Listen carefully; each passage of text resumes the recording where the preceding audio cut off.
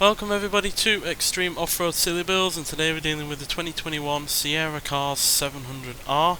Now this has 292 horsepower, 171 pounds-feet of torque from a 1.3 litre turbocharged inline-4 engine. The car itself now weighs 979 pounds, has off-road tyres, all-wheel drive and off-road suspension, and it can now do 0 to 60 in 2.9 seconds, 0 to 100 in 6 seconds, and going to a top speed of 140 miles an hour. So yeah, that top speed is the only real letdown with this car, because the handling and braking is pretty good. The off-road capability is great. The launch and acceleration are also really rather quite solid, and we have had one Sierra Cars vehicle before that has done rather well. That is the Yokohama Alpha, which managed 3 minutes 16.639, but the other Sierra Cars vehicle that we have, which I have used, which is more similar to this, only managed 3 minutes 31.053 all the way down in 71st place, which is from the same year as this, and it's the RX3, which is pretty similar in terms of design as this. So yeah, this could go either way, but I do hope it's more along the sides of the Yokohama Alpha than it is the RX3, because yeah, that was quite a disappointing time. And at the end of the day, we have the same kind of power, I believe, as that RX3. So yeah, but it does have plenty on its side. This it's lightweight, which means the acceleration is pretty damn good, and yeah, it's got plenty of off-road capability as well. Although the all-wheel drive system is not native to this car, it was originally only rear-wheel drive, so that could prove problematic in terms of understeer.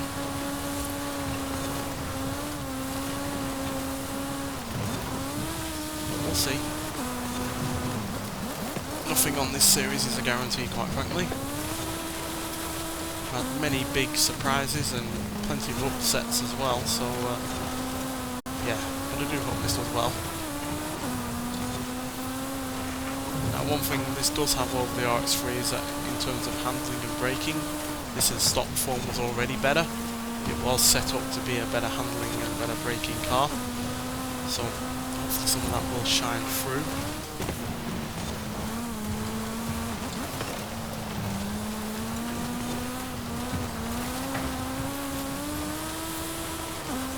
So yeah, this is not the original engine in this car. Unfortunately, the original engine can only get about 195 horsepower out of it, which is decent for a car that weighs so little, but yeah, we're definitely getting a bunch more power out of it as this motorbike engine has been swapped in.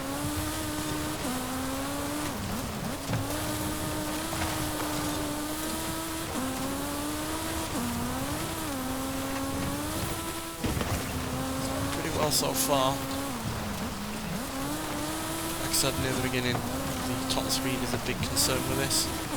There's plenty of cars in this series have comfortably gotten above 140, not constantly and certainly not throughout most of the course, but yeah, there are definitely stretches on this course where you can get well above that, and yeah, that's where this is going to be at its weakest.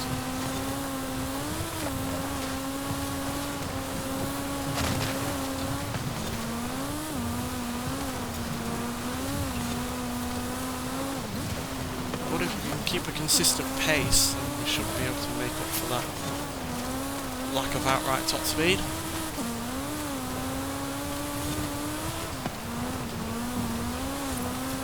It's definitely a very agile car. You can feel the fact that there's not much weight on those springs and those tyres.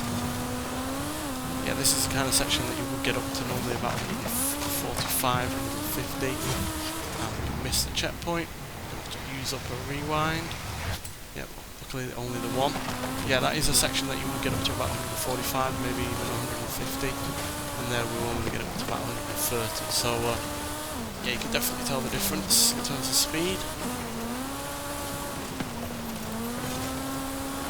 It does have the outright acceleration, which is good to see. It's helped by the fact that I've changed the gearbox out to go along with that new all-wheel drive system.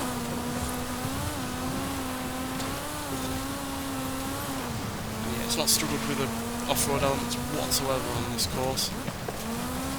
Despite being as lightweight as it is, it's not been thrown around.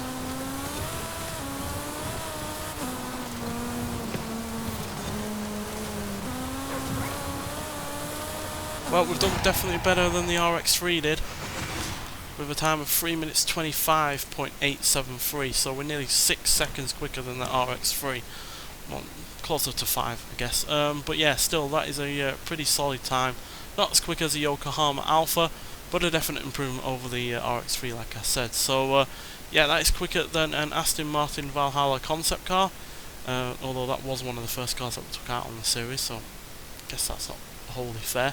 But we are quicker than the likes of a Subaru Legacy RS, which is definitely more meant for going off-road than some cars on this series, although this is obviously a far more off-road orientated vehicle than that. So to compare to proper off-road vehicles, yeah, you have to go to the likes of the Porsche 911 Desert Flyer, which was slower than this, the Polaris Polaris Razor, which was a lot slower than this in the previous episode, and the Land Rover Defender and the Ford Bronco. So yeah, they're all slower than this, but at the end of the day, this is also slower than a Subaru Brat GL, which, yeah, that had all-wheel drive standard, but certainly wasn't as hardcore off-roading, or meant for hardcore off-roading than this, as well as, say, a GMC Jimmy from the 70s, and slower than the likes of a Honda Ridgeline and a Toyota 4Runner. So yeah, as far as hardcore off-road vehicles go, it's not the quickest by any means, but at least it is an improvement over the RX-3. It definitely felt a lot more capable in the corners and under braking. So yeah, the handling upgrades that were done in standard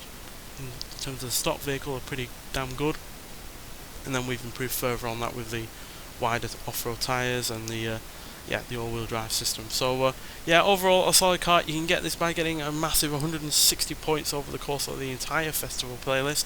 So if you've only started the festival playlist from now, then you're unlikely to be able to get it. You really have to have started the festival playlist from the beginning to get those amount of points. But yeah, it's well worth getting, as it's a really rather fun car off-road to off-road on or with, and yeah, not the quickest of vehicles, but still a fun car nonetheless. So yeah, nonetheless, get out there and find it if you haven't already, as I highly recommend it. But yeah, thank you for watching, and I'll see you in the next one. Bye.